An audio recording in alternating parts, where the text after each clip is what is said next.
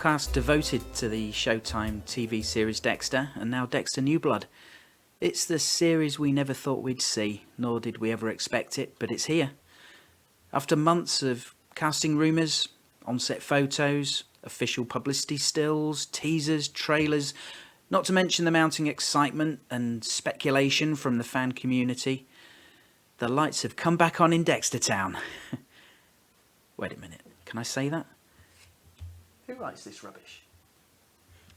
I'm your host, Gareth Watkins, coming to you from the heart of Yorkshire, England. If you're new to this podcast, welcome, and thank you so much for checking it out. Grab a chair and make yourself comfy. Whether you came here from hearing me on the recent Dexter Wrap-Up podcast or just found us while searching the podcast apps, you are very welcome, and I hope you'll like it enough to stick around and maybe feel inspired to send in your own thoughts on the episodes as we go along. I take a deep dive into listener feedback every week, and we get some great comments and opinions. Every one of them is valid, so don't be shy. Even if I've liked an episode, don't hold back if you disagree. It's all good and makes for a fun discussion. It does mean the podcast can go a little long sometimes, but I always feel that if someone's taken the time to write an email or record a message, I should at least take the time to read it out or play it and respond. In any case, interacting with you guys is what makes this whole thing rewarding for me, and I do appreciate your support. To old listeners coming back, welcome to you too, and thank you for returning.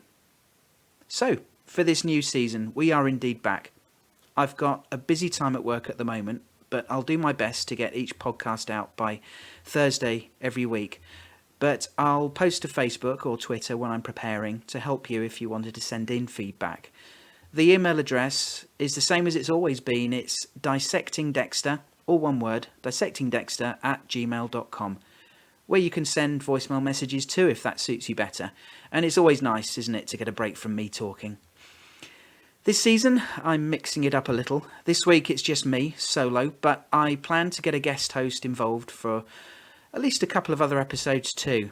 It breaks the monotony for you, and it's fun to get a two-way conversation going about the show. There'll be a familiar voice or two, but maybe a new one, who knows? Watch this space. Finally, before we dissect the episode, quick bit of housekeeping. If you follow me on Facebook, you'll know this already, but I've been so lucky to have enjoyed free podcast hosting all these last 11 years.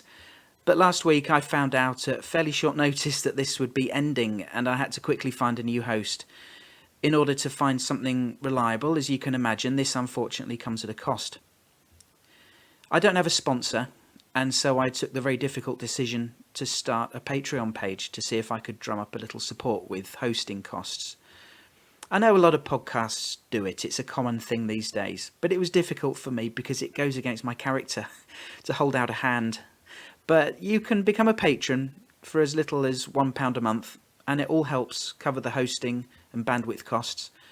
I've added an additional limited tier for £5 a month that has the bonus of an invitation to guest on a future podcast. Any support is so appreciated, and a massive thank you goes to my first three patrons. Axel from the Daily DVR Podcast Network, Travis and Deanna. You guys are so kind, and I'm humbled that you have helped out. If anyone else would like to chip in, visit patreon.com/dissectingdexter. Thank you so much. Okay, let's get stuck in now, shall we? And look back on this first episode. There's so much to talk about. So here we go then, Dexter New Blood. Episode 1, Cold Snap.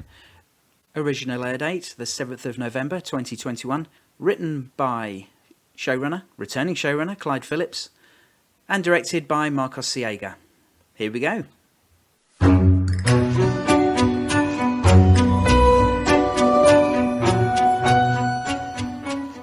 Cold open, and immediately we know this is going to be different.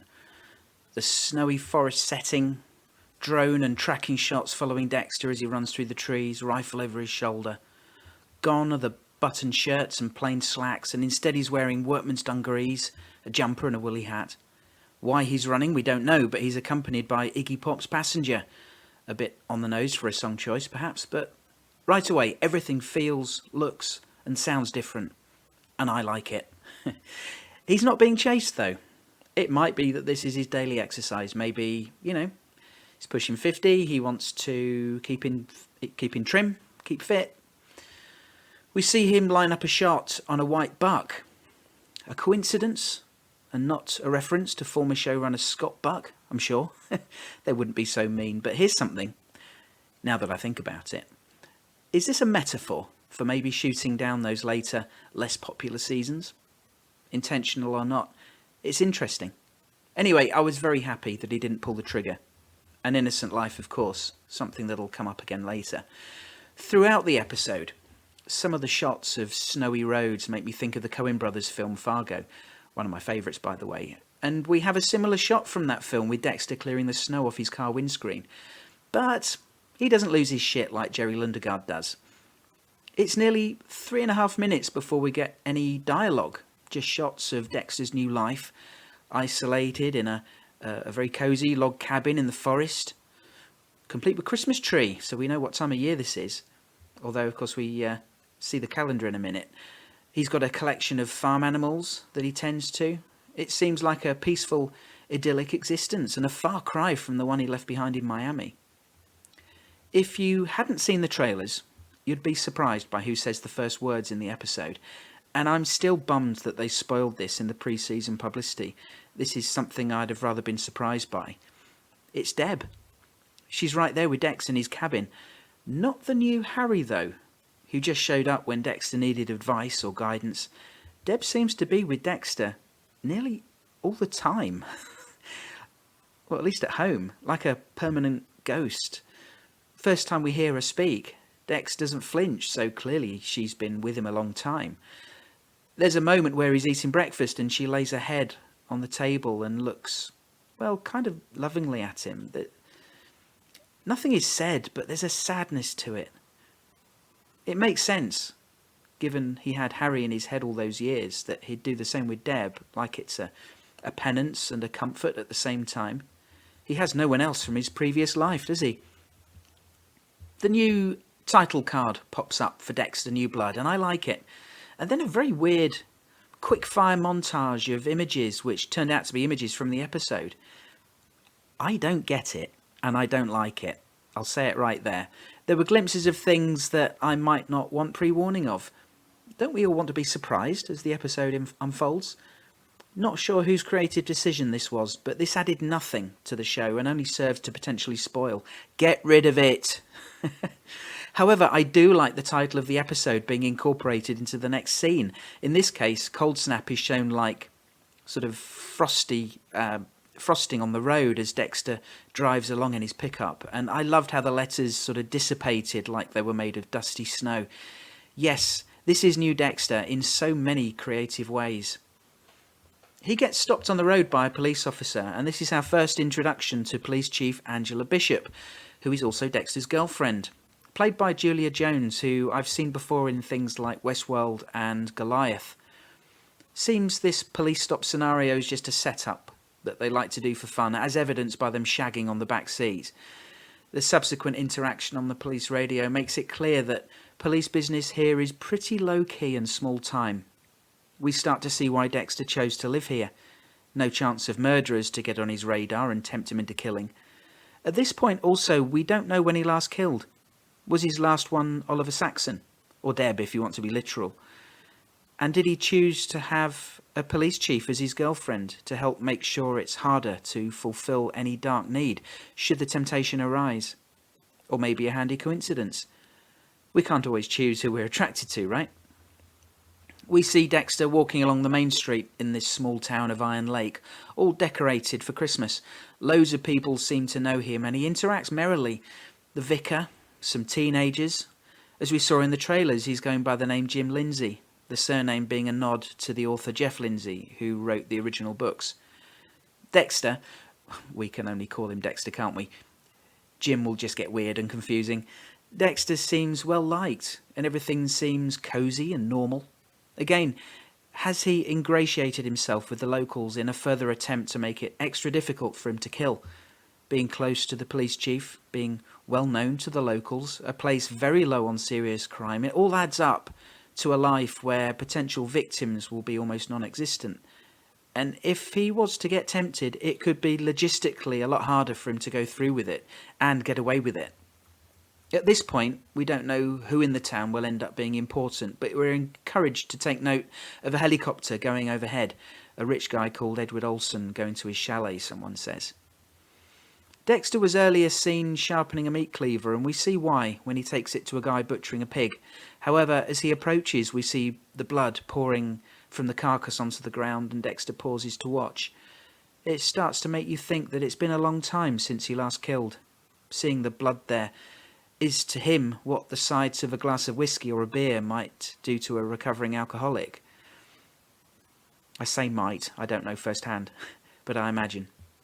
And this becomes a bit of an ongoing thing this episode. Dex ends up at work, carrying his traditional box of donuts. Fred's fish and game. Hunting supplies, gun shop, knives, survival stuff, outdoor gear, Christmas tree, photos on the walls. Typical small town, family run store. Fred himself seems a nice guy, played here by Michael Cyril Creighton, most recently seen as the cat guy in the Disney Plus show Only Murders in the Building, starring alongside Steve Martin, Martin Short and Selena Gomez. Well worth a look if you're on the hunt for a decent show to watch in between Dexters. Everything up until now just feels like normal small town life. Even when the arrogant, cocky young man comes in wanting a big new gun. We find out his name is Matt Caldwell, and people following the casting announcements over the last year know that his father is played by Clancy Brown, a pretty important man in Iron Lake. Clearly, Matt's meant to be a dick, and this is where he does the thing with the knife we saw in the trailer where Dexter says, "Oh, I've got a thing about blood." They talk about hunting, and Dexter says he's not killed any animals since he was a teenager, which was an interesting remark. We know young Dexter started out killing local animals before graduating to people, but we also know that he killed animals later. It was our friend Travis who pointed out that Dexter killed a deer with Trinity and a raccoon when working on Boyd Fowler in Season 5's Hello Bandit. There's nothing to suggest Dexter has to tell Matt the truth, though, so I don't think we should necessarily use this as a nitpick against the writers.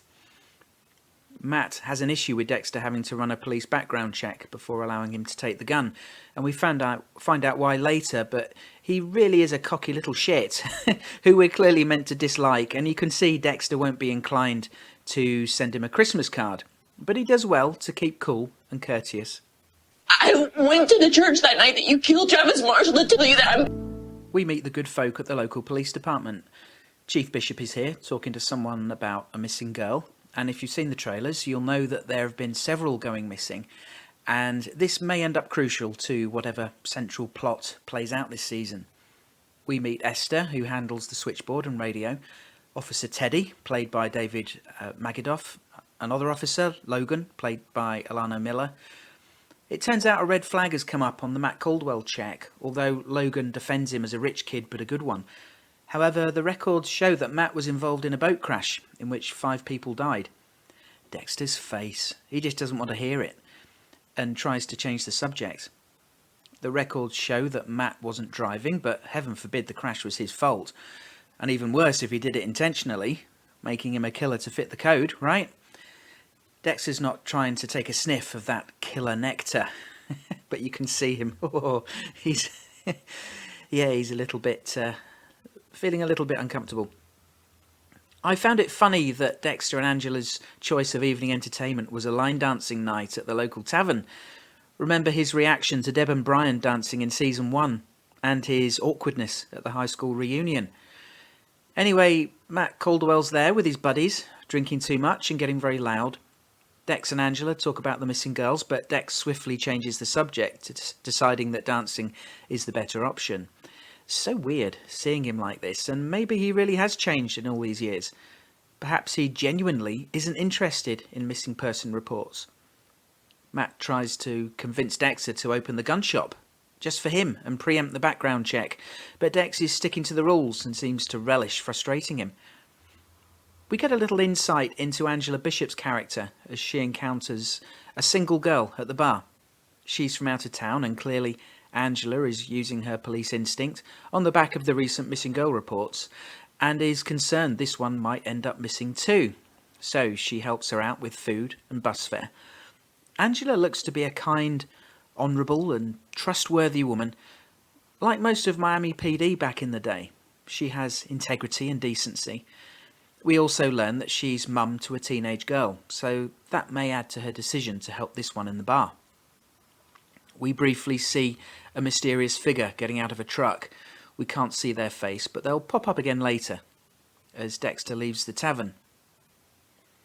Next day, Dex tries to go to the tavern for lunch, but Edward Olson has booked out the whole place for a meeting, security on the door preventing anyone going in, which a crowd of environmental protesters have gathered outside, protesting against oil drilling.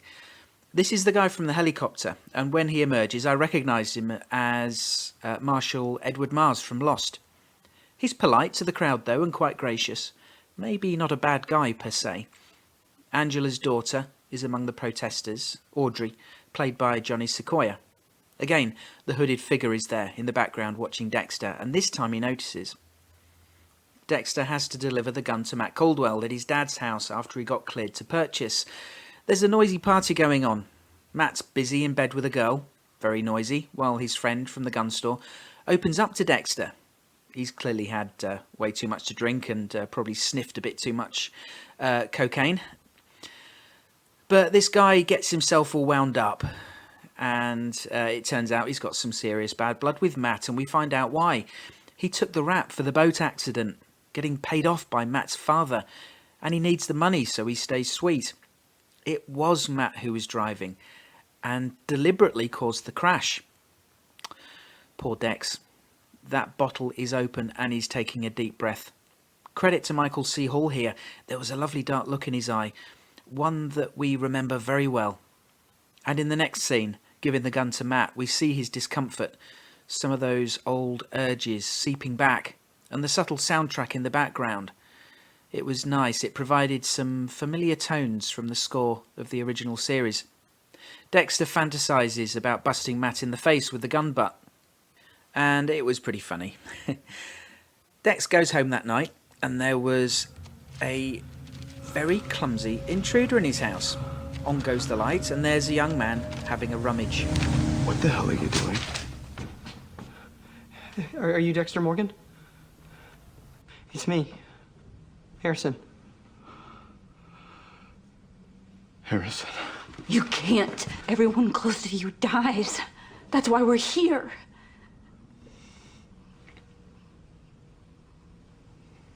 I don't know who you're talking about. But you look just like I remember.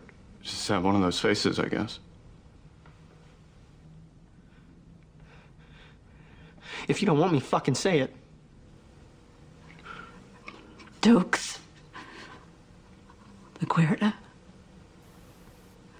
Rita.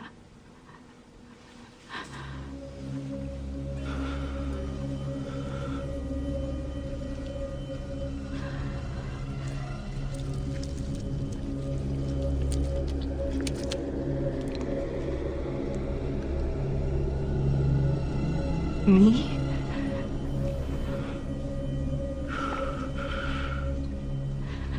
Everyone.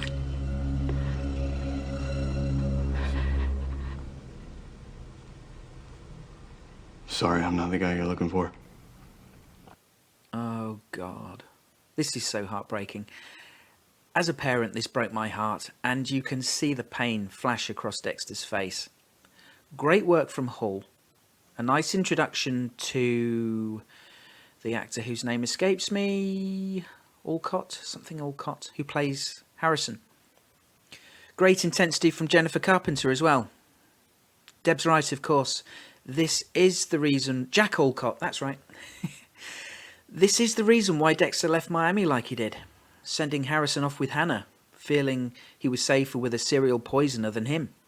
Protect the ones he loves by having nothing more to do with them. It's so hard on him. But this was the penance he chose for himself. But now, all these years on, he's faced with his one living relative, and it's his son. Abandonment issues have serious ramifications for the mental health of young people, and who knows what Harrison's been through since we last saw him, and I'm sure we were all asking the same question here. How the hell did Harrison find him? We can only guess at this point. Dexter sends him on his way. Kindly, but sends him on his way.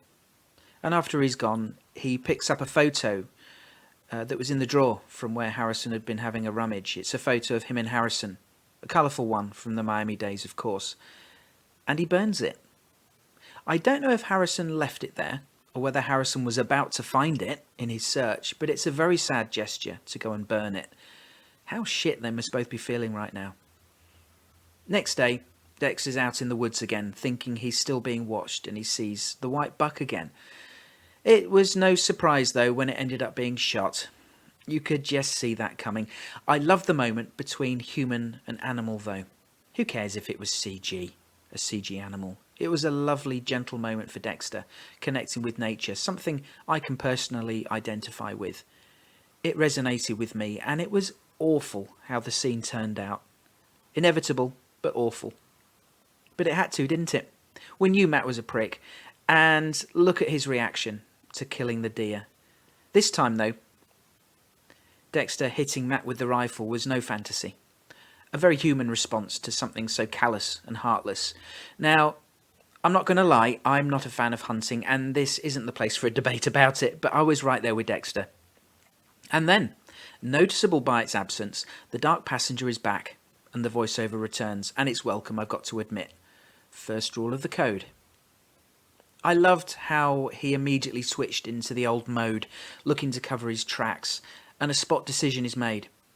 That bottle isn't just opening, he's tipping it up to take a seriously big gulp, falling well and truly off the wagon.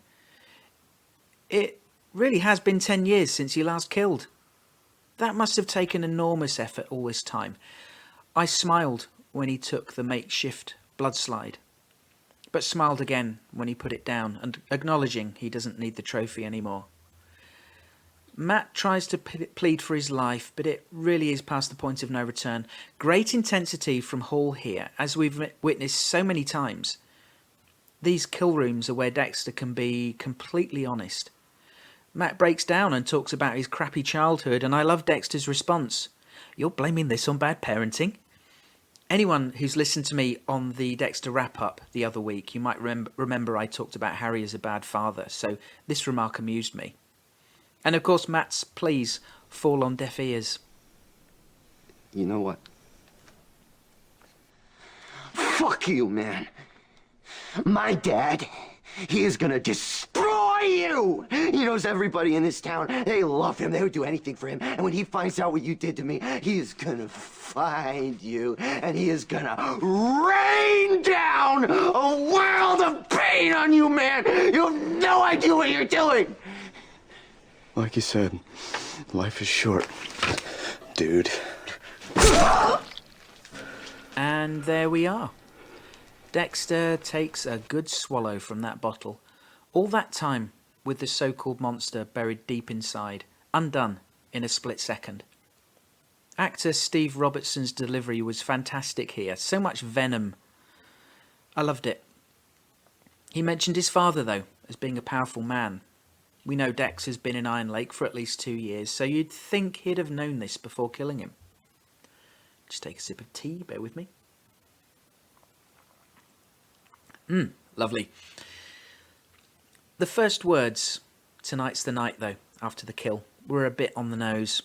Maybe some fan service we didn't need, since so many of us were saying it before the premiere. Then, in an echo of the original series, his phone rings and there is his girlfriend with a completely mundane and ordinary phone call. And, in old Dexter fashion, like with Rita, he lies to her, so he can complete his ritual. This is when he rejects the blood slide and we get the line about him being an evolving monster. Time will tell if this is a good thing, though. He chops up Matt pretty carelessly by comparison to the old days, getting blood on his face. And, judging by the final shot, blood on the ground outside his cabin, which we are to assume it's Matt's, but I don't know, could it be the deer? And in perhaps what could be his first really bad decision of the season, if you don't count killing Matt as one, he apparently decides to dump the body parts through his fishing hole in the lake. We don't see him do it, but it's inferred. Not his best choice, when it could be a very popular fishing lake in season, and something on the bottom might not stay hidden forever. He's been there before, isn't he? The episode ends with an emotional moment as Dexter decides to embrace some honesty. Let's face it, he's lived a life for so long, and arguably always pretended to be someone he isn't, for the most part. He makes the choice to catch up with Harrison at the bus stop. He admits who he is to his son, and invites him to come home with him. He wants something real again, and who can blame him? He saw his son alone, and has no knowledge of where he's been, or where he might go to next, how vulnerable he might be, how damaged by the abandonment. Dexter's paternal instinct kicks in, and I'm so glad it did. I guess we can say it probably won't end well, but I'm sure we all really want it to. Listener feedback. So, the first feedback of the new season, and it's great to see a few familiar names again. First up, Mike Lanich writes, "Just writing these words in an email brings back so many fantastic memories. Hi Gareth," he starts. "So this episode had me on the edge of so many different emotions. On one end, I was happy to see Dexter and what his life was like. He clearly gave up lumberjacking, to which I think we can all agree was a very good thing. But I had plenty of competing emotions apart from that. One was admiration. Despite Rita and Deb gone, Hannah and Harrison off to some part of the world, he's managed to survive. It may not be the life he had in Miami, but it appears as though he's more or less content. Addiction has always been a great metaphor for Dexter's killing urges, and like a former addict, it's one day at a time for him. It's been 10 years since his last kill, and you get the sense with Deb, as the stand-in for Harry, that he feels every single day of those years. So I admire his ability to stay clean and do his best to fit in, which I think he does better here in some ways than he ever did in Miami. The show punches up the metaphor by having Dexter chasing his white buck for the thrill of the chase, but never pulling the trigger. He's controlling his urges in a way he never could when he was younger, when it controlled him. The other emotion I've felt, though, was sadness. In fact, my first thought in the opening minutes was the line in Winter. This is Dexter past his peak as a killer, and as a human, he's not in his 30s anymore. He's lost his edge, and like an athlete past their prime, just can't compete like he used to. In fact, I always thought in the original run that Dexter would be brought down by a younger, hungrier, sharper version of himself, like the one we met in the pilot. I think maybe Matt's was a little over the top here. I think they went just a little too big, cartoonishly big, but I think the point was that Dexter needed someone so outrageously terrible and grating that even he couldn't control himself this time. Plus, Matt killed the buck and almost him. Of course, Dexter kills him, and well, he's a bit rusty, isn't he? The problem is that maybe Dexter isn't the neat monster he was before. And that evolving monster he talks about, that comes with its own issues, and that might result in him getting caught, as we see several spots of blood in the snow that he didn't clean up. Harrison showing up is interesting, and I'd like to know how he found Dexter, which frankly would have been my first question. I do miss the inner voiceovers, which helped to let us know what Dexter was thinking as opposed to saying. So there were some interesting themes of fatherhood going on here. Why is Harrison here? Where is Hannah? Overall, a good episode to start with. It's lacking something, though, that would push it much higher, and I'm not sure right now what that is. I need to watch it again. Thanks, Mike. I completely get you when you say how writing about Dexter again brings back memories. Although I think, having read your email a second time, you were referring to simply starting a message with "Hi, Gareth." But I get that as well. It really does bring back memories, doesn't it? Writing my review, it was so nice to be thinking about new Dexter again. It's exciting, and we have no idea where this season's going to end up. You're right, Dexter deserves a lot of credit for surviving, maintaining his anonymity, until now, of course, and not killing for all this time. He's done well, hasn't he? I like your observation about apparently stalking that white buck, like it was putting temptation in his way and like trying to keep a handle on his urges and test himself. Although, of course, shooting random animals wasn't part of his ritual back in the day, at his prime. That was an interesting observation. Yeah, so Dexter's done well. He really had a handle on things, and like I talked about in the review, he'd placed himself somewhere that would be relatively free from temptation again until now. You had the same thought as me about him calling himself an evolving monster. We think of evolution as changes for the better, but perhaps that isn't the case here. He's out of practice, and inevitably that comes with losing his edge. Will this be a case of him giving in to his dark urges again, but ultimately becoming unstuck because he can't do it like he used to? Matt Caldwell was a proper pillock, and I agree, you could say cartoonishly so, but it was plausible to me that the rich son of a powerful man would swan about town like a peacock, like he owned the place. A voicemail now from Chris Graham. Tonight's the night. It has to happen. I have to leave voice feedback for Dissecting Dexter. Hi Gareth, great to have you back. I was super excited when I heard that Dexter was coming back, and even more excited when I heard that Dissecting Dexter was coming back. You are the perfect companion podcast for Dexter. You were on the original run, and you will be for this new limited run. Just watched the episode, so this is really very quick notes and thoughts on it. I was worried about Harrison coming back and being such a big part of the show, and I was also worried, which might seem strange, about Deb coming back and almost taking the Harry role. After watching the first episode, I actually found the initial Dexter and Harrison conversation where Dexter pretends that he's not Dexter to be oddly emotional, and actually really enjoyed it, and it made me quite excited to see where they're going. I do think it's probably going to end up with Harrison killing Dexter at the end of the series, which I'm not sure I will enjoy, but we'll see how it plays out. As for the Deb situation, obviously great to see Jennifer Carpenter back, as she is, for me, just as big a part of the show as Dexter himself.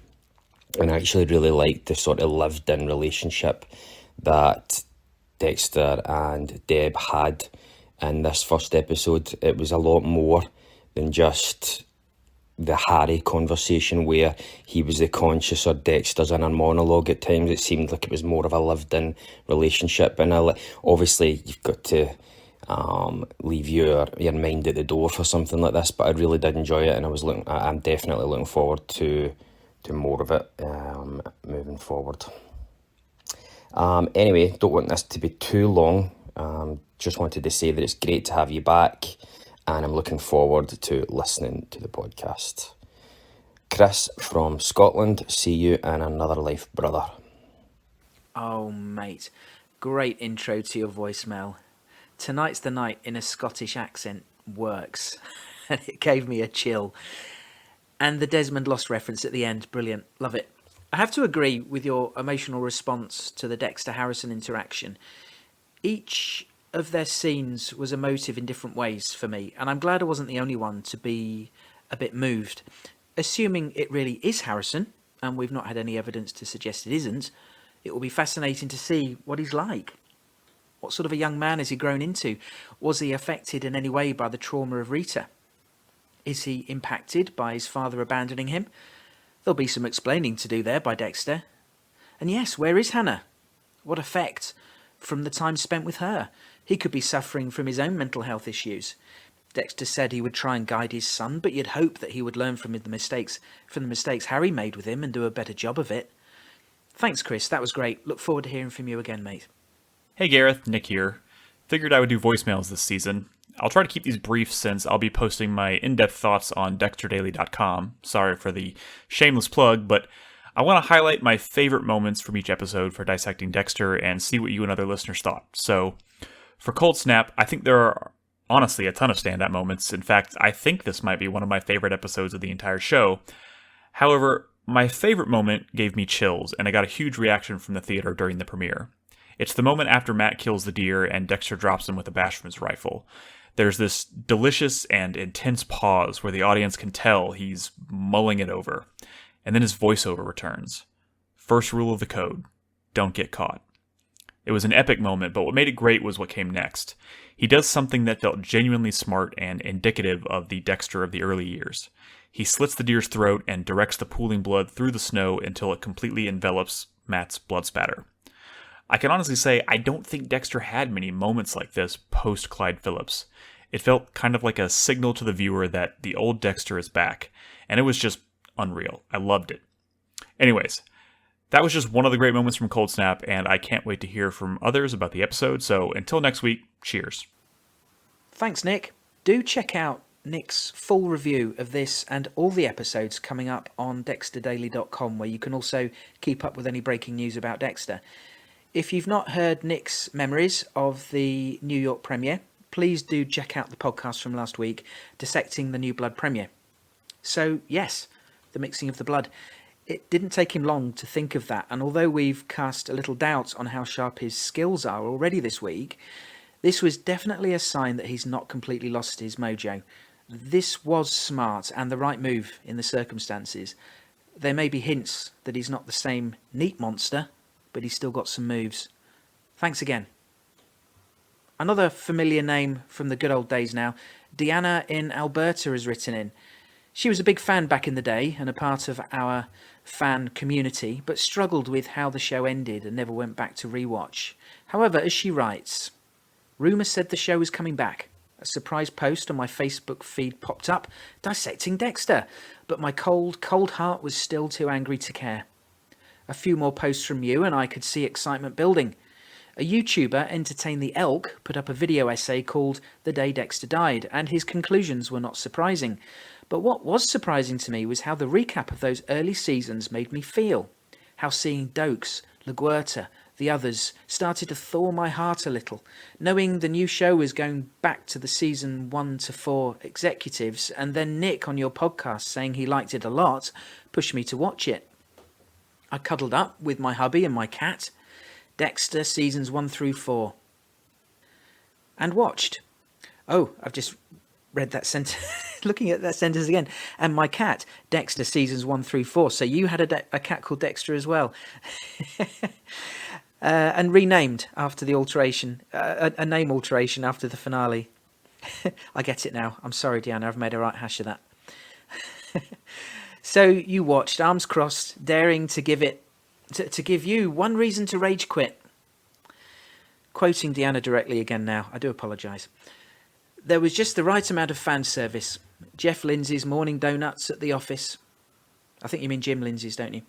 Morning donuts at the office. Good morning and breakfast hot sauce reminiscent of the old opening sequence. I found the swapping back and forth on music a little distracting, but I did appreciate the humour in some of the music selections. The passenger indeed.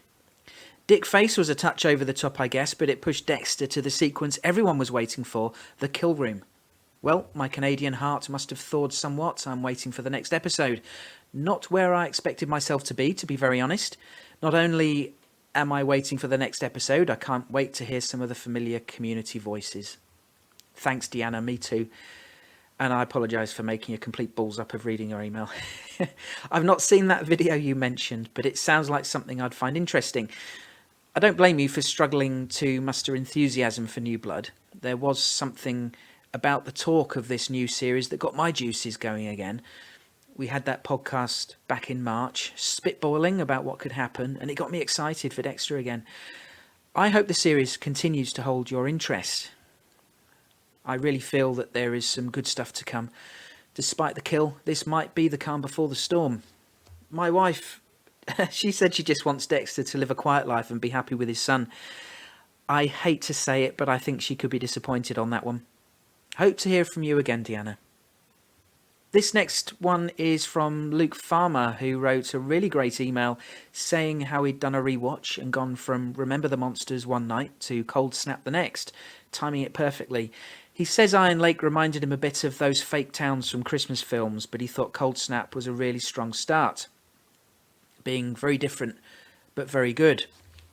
He goes on to say, it's great that Debbie's back, and interesting that she is essentially playing the opposition to the role Harry did, more a blocker than an enabler. That said, I'm not sure I enjoyed just how darkly dead she is.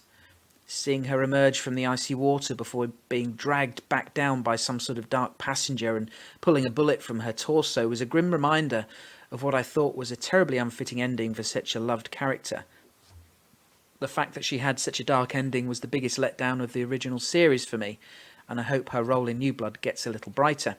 I'd love to see her at peace in some way, and more an angel on a shoulder than a tormented spirit. Of course, we all know she's long gone, but the beauty of her character was how full of emotion she was, and I don't think I'll ever get used to seeing her presented in such darkness. Luke goes on to echo some of my thoughts about Caldwell, and says, "It was refreshing to have some passion and genuine menace back in Dexter, and I loved the outrage that he felt at Caldwell killing his deer, in inverted commas. The deer was clearly part of Dexter's daily routine, and it seemed fitting that in Caldwell shattering that routine, he signed his own death warrant. Harrison coming back so early indicates he's going to play a pretty pivotal role in the series, and I can't wait to see how it plays out. I do think, however, Dexter may regret allowing him into his life. I was pretty relieved that pretty much all of the teasers Showtime has given us were revealed. The moments in the teasers were revealed in this episode. I now feel like I don't have much of an idea as to what comes next, although, as we all do, I have my early predictions. Chris goes on to point out the strong social commentary with references to climate change, protesters against oil conglomerates, trophy hunting, gun law concerns, as well as a very diverse cast, playing very diverse characters. He says he has a feeling that Dexter is going to be a hero of the underdog and a very useful ally for some of the oppressed minorities. He also goes on to say that he was a bit disappointed there wasn't a traditional opening credits sequence. He says, "I know each episode is set to have its own sequence, but I did miss the opening credits and the anticipation that introduction builds." But he did like that the show ended with the familiar music of the Blood theme. He also says about Clyde Phillips and how him being back as showrunner is clear to see. He says Cold Snap would have slotted nicely into the glory seasons of 1 to 4, and to me it was a good start to a season as I can remember. I do have one concern about his return, however. I know I shouldn't be thinking about the ending already, but knowing that Clyde's initial idea was for Dexter to get the lethal injection, it does make me worry that New Blood will see us bid goodbye to Dexter. I don't mean that in the sense there will not be another series. If that is the case, I can probably just about live with that. But I'm not sure I can deal with waiting 8 years just to see Dexter die. I would have hated that as an ending all those years ago, and even more so now. I don't want Dexter to have been brought back just to die. I'd rather think he was still out there in Lumberjack Land, hoping he'd found some sort of reprieve and was doing his thing. Anyway, Chris concludes by saying he thought it was a great start and he's over the moon that Dexter is back. Thanks very much, Chris. I know your comments there about social commentary in the episode. I picked up on that as well. And is that too on the nose for 2021, a show in 2021? Obviously, there's nothing wrong with a diverse cast. And the original series, of course, had a diverse cast as well. So no change there as a feature of Dexter as a TV series. But yeah, there were some potential contentious issues there, sort of environmental concerns. I've already mentioned the hunting thing, and you mentioned gun law. Yeah, interesting. I don't mind that as long as it's not. As long as they don't beat us over the head or sound like they're preaching to us, that would I think that would take us out of it, wouldn't it? The day we thought would never come it's finally come. It's happened, Gareth. Dexter's back. Don't call it season 9. This is the Showtime limited event series, Dexter, New Blood. And he's back, and Dissecting Dexter's back. And I'm back. You want to know what I thought? Well, I wish I had something exciting to say. I thought it was pretty good. I guess it was all right, right? This is kind of just like the first hour of like a 10-hour movie. In the press for this, even on the podcast, the official podcast, they stress like we filmed this like a movie. We filmed it all out of order. Even filmically or aesthetically, it looks more like a film. The aspect ratio was much narrower than the series was. It seems kind of akin to El Camino, to Breaking Bad, where it looks different. At any rate, yeah, I thought it was pretty good. It was all right. I wish I can get excited. I'm seeing fans online are jumping for joy. I was crying when this happened, or I'm so excited. But I'm like, I don't know. It was just the first hour. I'm not too over the moon. But it was pretty good. Nothing so bad that I'm going to be hating on it or anything. I've got positive things to say. I think the moment that caught me off guard was when Harrison showed up and Dexter rejected him initially. Now we all knew, anybody who's ever seen a movie ever before in their life, they know Dexter's gonna, he's gonna take Harrison in, right? We knew that was going to happen. I didn't see him rejecting him initially. I just thought, it was just going to happen there. I kind of liked that moment. It made sense. I liked it, and they committed to it for a little bit. I liked the surreal dream Dexter had where Deb got pulled into the ice by Swamp Thing. That was really weird, but in a good way. There's the 10-minute bell. I'm on my lunch right now. I got a few questions. I got, the same question everyone's going to have. How did Harrison track down Dexter? I know on the podcast when we spoke previously, we kind of floated the idea of maybe it's a fake Harrison. And, and I based that off of nothing. I have no proof. And I really don't really believe it. But I am curious, how are they going to explain away how Harrison found Dexter so easily? I'm racking my brain for all kinds of solutions, and I can't find a good one. Right? They can do some hand-wavy, implausible thing. Well, your picture got taken in the local paper, and that became popular online, and somehow it made its way to me. Any way that I can think of is going to feel contrived for how this boy found his dead father. Whatever. So I'm curious how they can explain that away. I'm curious if Dexter really believes he can hide a body in that, shallow pond by his house. That's where when he cut up Matt, and he thought, oh yeah, I'm just gonna hide it in the lake, fuck it. Anybody, you don't even need to be educated. You got to understand that ice is gonna thaw. People are gonna find it. In fact, because I know that this is a drama series and not real life, I think people are gonna find it much sooner than summertime. By the time that the ice would thaw, I think the body's gonna get found. Another thing I liked, that probably something everyone's going to mention, is that, the voiceover returned right when Dexter got murderous again. It was perfect, right? And it was what the episode was missing, intentionally missing, right? It was very, purposely plotted that way. And so I like the return of the voiceover. Him doing the hello Dexter Morgan. I mean, that's cute. He looks in the mirror, hello Dexter Morgan. But I just think about the implications of well, that's what Trinity said to him. That's what the man who killed his wife, the man who destroyed his life, got that ball rolling on unraveling his entire life. That's what he said to Dexter. Would he really kind of give a little cheeky, hello, Dexter Morgan, to himself? I don't know. Maybe I felt like that was a little too indulgent, too fan servicey. It's certainly off the heels of the equally fan servicey "Tonight's the night" line, right? But anyway, I'll get going. This is a good length, better than the 8 minutes I've done before. We'll talk next week. I'm looking forward to it. Me too. Thanks. It's great to hear from you. I get where you're coming from, this being the first hour of a 10-hour movie, or the first chapter of a book. The episode did have an arc with what happened with Matt Caldwell, but mostly it felt like it will just flow naturally into the next episode. It'll suit binge viewers pretty well. You messaged me earlier to say that the question of how Harrison found Dexter is revealed on this week's Dexter Wrap-Up podcast. Scott Reynolds has Michael C. Hall and Clyde Phillips on. Travis, you said you've listened and that the reason they give is a bit lame, and I'm honestly really surprised that they did this. This is obviously a big question that we would have had coming out of the first episode.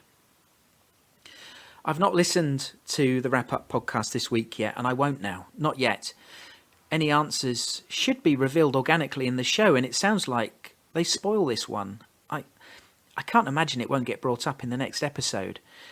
Dexter will certainly want to know. You're right about what were arguably fan service lines after the kill. They both felt a little forced, although hello Dexter Morgan could be seen as the dark passenger speaking directly. Anyway, thanks again. I'm sure long-term listeners will be looking forward to you providing some controversy as we go along. And before I close off this section, thank you to everybody who has reached out with brief comments about the podcast or the new series of Dexter on social media, Twitter and Facebook. You know who you are. I think I've tried to acknowledge everybody. Thank you. And if you want to drop me a line to be included in the next episode, it's dissectingdexter@gmail.com. You can follow the Facebook page, facebook.com/dissectingdexter. And on Twitter, it's @dissectdexter. This is the Dissecting Dexter podcast.